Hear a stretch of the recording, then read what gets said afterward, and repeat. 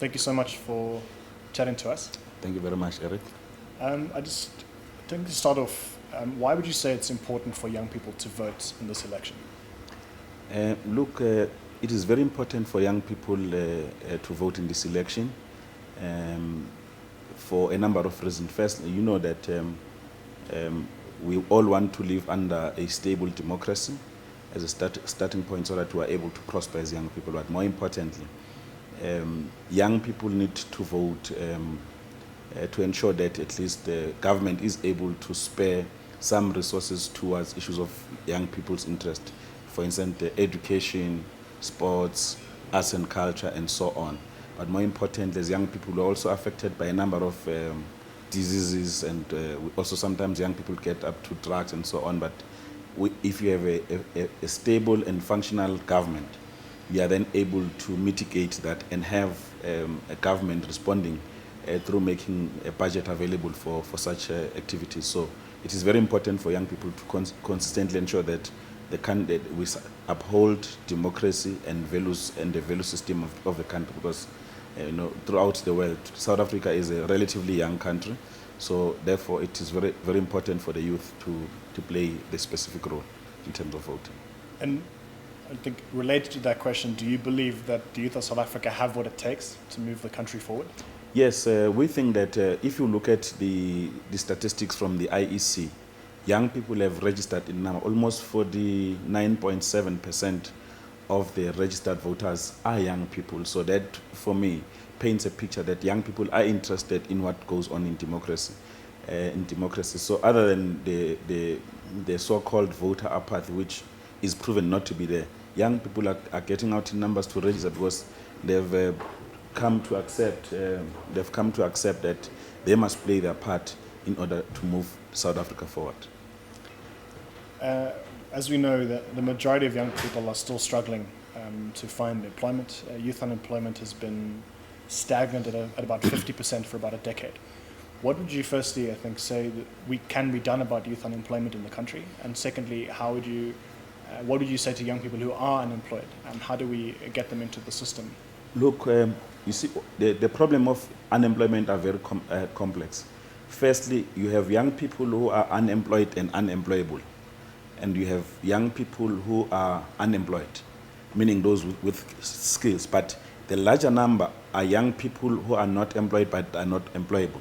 So that's why government of the ANC, for instance, has tightened up issues of skills development and education, because we need to ensure that when because every Sunday there are job adverts. You ask yourself, why do we still remain with the high numbers of unemployment? It's because as a country, we had not been spending enough time to prepare them for the job market.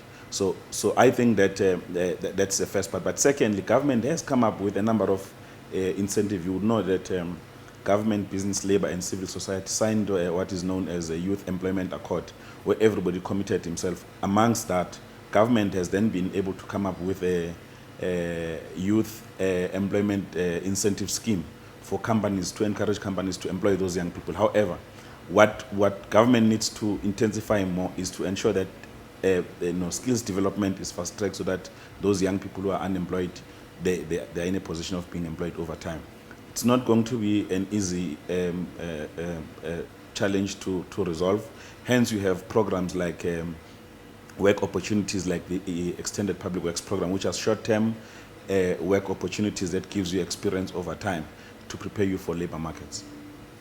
And as you might know, violence has been a big part of this election in particular. We've seen thousands of protests in the past few months. How should young people interact with this reality in this election, and how do you think we can solve that particular problem going forward as a generation? Quite frankly, the issue of protest is because the government of the day is delivering. Expectations are higher, people want more. They're expressing themselves because the Constitution allows them to go out there and to what we must say to young people: we must not participate in violence activities. There is nothing wrong to protest for more services, because this government is heeding the call of delivering services. However, those protests must be peaceful. They must be peaceful demonstration, because we must at all times express our dissatisfaction where things are not happening. So there is literally nothing wrong. We ourselves in the ANC Youth League will be marching to the JSE for jobs, because private sector must play its part in creating jobs in South Africa, and will do so peacefully without, won't be armed. So we're encouraging those community protests of service delivery to be peaceful. What would you say are the most important issues that young voters should look out for in this election?